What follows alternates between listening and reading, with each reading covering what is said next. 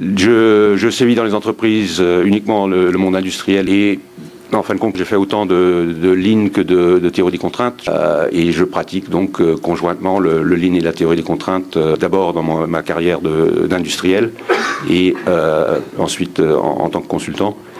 C'est un point sur lequel on insistera beaucoup. Il y a beaucoup de gens qui prétendent qu'il faut choisir entre l'un et l'autre. Moi, je n'ai jamais compris cette question parce qu'on fait les deux à la fois et ça se passe très bien. Voilà, j'ai écrit un livre très ennuyeux sur le sujet et puis donc je suis patron d'une société de conseil qui est basée à Paris mais qui intervient partout en France, en Europe et dans le monde sur surtout deux sujets, la performance industrielle, ce qui se passe dans les ateliers et le développement de nouveaux produits. Et donc moi je me présente, Selim Benlouka, ça fait 7 ans que je suis chez Maris Consulting. Ma fonction ça serait plutôt senior dégoulotteur. Nous allons présenter 2 cas qui sont assez différents. Un chez un équipementier automobile qui fait de la grande série, disons, et un autre chez un équipementier plutôt aéronautique, où c'est plutôt de la petite série. Il y a de grandes chances pour que la raison pour laquelle vous soyez ici, c'est un petit livre qui s'appelle Le But, qui a maintenant 26 ans d'âge et qui est entre 5 et 6 millions d'exemplaires vendus et qui continue à se vendre très bien, même si c'était avant Internet, etc. Et la théorie des contraintes est partie de là, en fait. Combien d'entre vous ont lu le livre, hein, Le But? Un peu plus de la moitié de la salle, oui, 60-70%. Pour ceux qui ne l'ont pas lu, franchement, c'est très très fortement recommandé. C'est un roman, donc ça se lit en quelques heures. Effectivement, les gens ont tendance à se rappeler du livre. Et peut-être l'intérêt de cette conférence, c'est qu'en général, les gens lisent le livre et font rien avec. Hein. Le livre se vend très bien, mais après, on le range et on passe à autre chose. Elie Goldratt était un physicien. Et il a fait sa thèse d'universitaire sur la solidification des cristaux. Et son directeur de thèse a dit l'algorithme que tu as écrit là, c'est parfait pour faire de la planification à capacité finie pour les entreprises.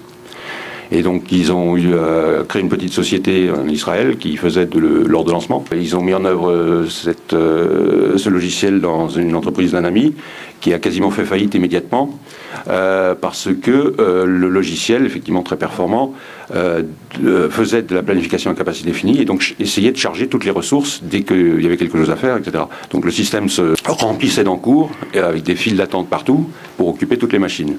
Et donc lui, qui n'avait jamais mis les pieds dans une usine, il s'est dit bah, c'est pas normal, c'est pas comme ça qu'on fait. Donc avec sa vue de physicien, il dit on va juste trouver la contrainte dans le système, et c'est elle qu'on va piloter avec mon algorithme, et tout le reste, je vais les asservir à ce programme.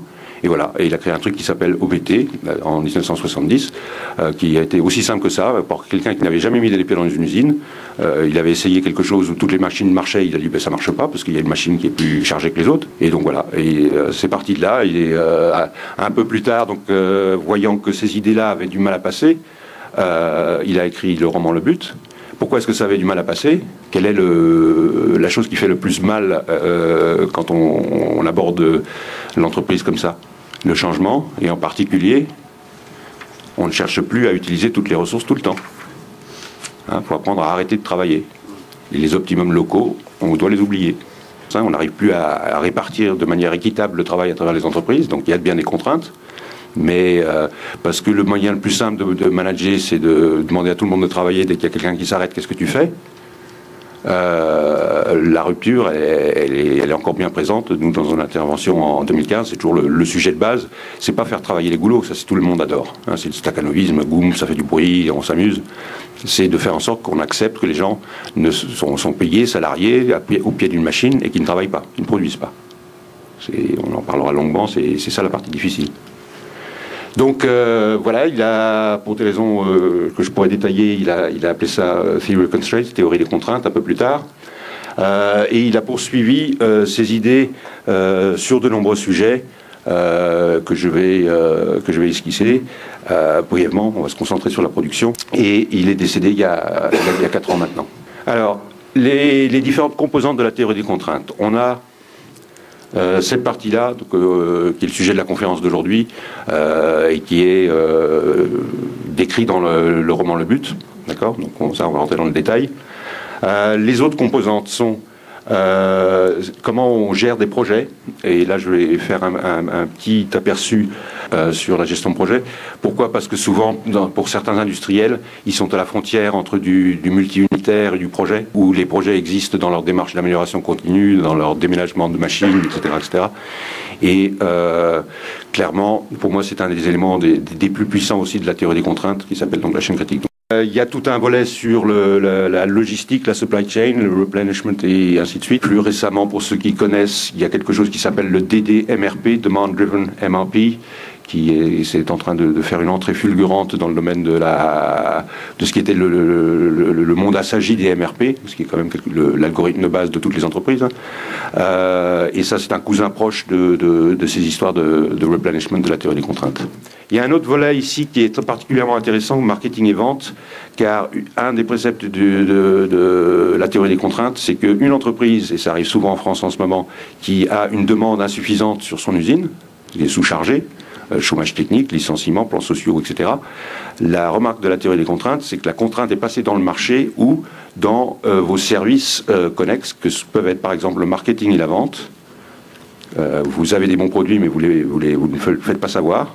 Okay, et moi, je suis intimement convaincu que c'est un vrai problème pour beaucoup d'entreprises en B2B industriel. Et l'autre remarque, c'est que c'est probablement que vous n'avez pas été suffisamment incisif dans le développement de vos produits. Vous vous êtes laissé, vos produits n'ont plus l'avantage compétitif qu'ils avaient il y a 5 ans. Vous avez raté Internet, vous avez raté je ne sais quoi, de la miniaturisation, etc. Donc avant de dire c'est la vie, c'est la macroéconomie, etc., la théorie des contraintes invite l'entreprise à se poser vraiment des questions. Pourquoi ma demande est trop faible? Et est-ce qu'il n'y a pas une large partie de la responsabilité qui est chez moi? Ensuite, quelque chose qui cherche son nom en français, excusez-moi, vous entendrez, c'est assez incontournable, un mot horrible d'anglais qui s'appelle le throughput accounting. Throughput, c'est le débit des ventes, pour rester simple. Et il y a toute une réflexion ébauchée d'ailleurs dans le but sur le throughput accounting, qui, au plus simple, c'est l'idée que si vous avez des contraintes dans votre entreprise, si vous avez des goulots, il faut quand même au moins se poser la question, quelle est la marge par heure de goulot? D'accord? Et si vous avez deux produits qui utilisent le goulot, un qui prend 1 heure sur le goulot et l'autre qui prend 2 heures sur le goulot, on oublie tout le reste. Hein. J'ai juste posé une question. Quel est le temps unitaire sur le goulot? 1 heure et 2 heures. Ben, celui qui prend 2 heures vaut mieux qu'il ait 2 fois la marge. Les thinking processes, outils de résolution de problèmes, je vais en parler un peu. Et puis pourquoi pas, certainement d'autres idées à venir, comme le lean, comme le je ne sais quoi. C'est des améliorations continues. On a découvert le kata dans le lean encore récemment. Je suis certain que la théorie des contraintes, pareil, va continuer à évoluer malgré le décès de Eli Goldratt.